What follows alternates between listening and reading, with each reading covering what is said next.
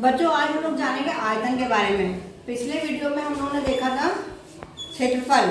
तो क्षेत्रफल में क्या क्या चीजें होती थी? लंबाई और चौड़ाई होती थी।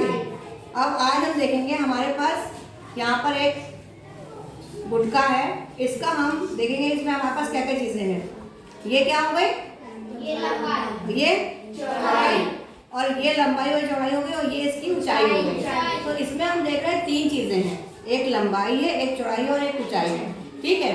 अगर इस आकृति में, इस ठोस में हम देख रहे हैं लंबाई भी बराबर है ना, और ये एक गुटका जो है वो 2 सेंटीमीटर का है, तो इसकी लंबाई कितनी हो गई?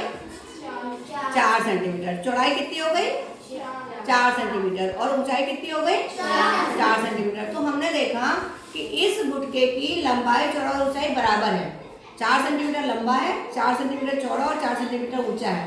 तो ऐसे गुटके को हम कहेंगे घन। क्या कहेंगे? घन। तो ऐसी आकृतियां, ऐसी वस्तुएं जिनकी लंबाई, चौड़ा और ऊंचाई बराबर हो, घन कहलाती हैं। ठीक है। आप लोगों ने सबने लूडो खेला है? लूडो का पासा देखा है? वो इसी तरह से होता है ना, उसकी लंबाई, चौड़ा और ऊंचाई बराबर होती है। तो इसकी, इस आकृति को हम कहते हैं घन। दूसरी एक चीज हमारे पास और है, ये है जैसे, तो इसमें हम देख रहे हैं, इसमें ये क्या चीज है? ये चौड़ाई और ये ऊंचाई। तो आप देख रहे हो लंबाई ज्यादा है, चौड़ाई उससे कम है और ऊंचाई उससे कम है। तो इसमें हम लोग यही देखते हैं, क्योंकि हमारे पास एक गुटका जो है वो 2 सेंटीमीटर का है, तो लंबाई इसकी कितनी जरा देखें, 2 ये 2 4 6 8, यानी कि लंबाई कितनी हो गई? 8 सेंटीमीटर। चौड़ाई कितनी हो गई? 2 4 6 सेंटीमीटर। और ऊंचाई कितनी हो गई? 2 4 4 सेंटीमीटर। तो आपने देखा इसकी लंबाई है 8 सेंटीमीटर, चौड़ाई है इसकी जो है 6 सेंटीमीटर, और जो ऊंचाई है वो उसकी है 4 सेंटीमीटर। तो आपने देखा कि लंबाई अलग है, चौड़ाई अलग है, ऊंचाई अलग है, लेकिन ये है घन जैसा ही, लेकिन इसकी लंबाई, चौड़ाई, ऊंचाई अलग अलग है। तो इसको हम घन नहीं कहेंगे, इसको हम क्या कहेंगे? घनाभ कहेंगे। घन जैसा है लेकिन इसका लंबाई, चौड़ाई, ऊंचाई बराबर नहीं है, इसलिए हम इसको कहेंगे घनाभ, जिसको हम इस तरह से बनाते हैं। इसमें आप देख रहे हैं ये घन है, घन का चित्र बना है, तो इसमें आपको दिखाई पड़ रहा है ये लंबाई हो गई, ये चौड़ाई हो गई, ये ऊंचाई हो गई। ठीक है। इसी तरह से घनाभ में ये लंबाई हो गई, ये चौड़ाई हो गई, और ये इसकी ऊंचाई हो गई। तो आपको घन और घनाभ में अंतर समझ में आ गया? घन किसे कहेंगे? जिनकी तीनों भुजाएं बराबर हो। हाँ, जिसकी तीनों भुजाएं यानी कि लंबाई, चौड़ाई, ऊंचाई बराबर हो, उसको घन कहेंगे। और घनाभ किसको कहेंगे? जिसकी अलग-अलग हाँ, भुजाएं तीनों चीजें हो, लंबाई भी हो, चौड़ाई भी हो, ऊंचाई भी हो, लेकिन बराबर नहीं हो, तो उसको घनाभ कहेंगे। घनाभ का उदाहरण आप लोगों ने घर में देखा हुआ है। क्या होता है घनाभ जैसा? बक्सा होता है, और क्या होता है? डस्टर होता है, और बहुत सारी और चीजें भी होती है, जैसे अटैची है ना, या दवाई के डिब्बे हैं, उस तरह के भी हो सकते हैं।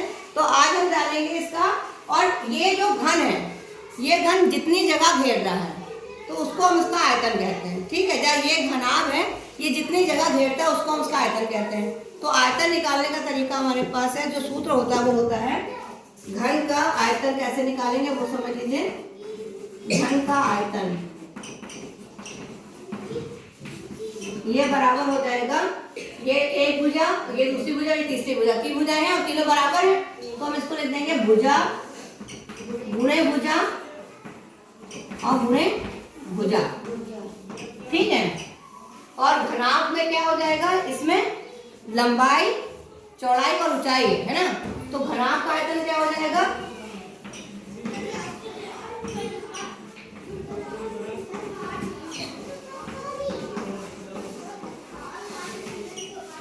घनाभ का आयतन हो जाएगा लंबाई गुणे चौड़ाई ऊंचाई।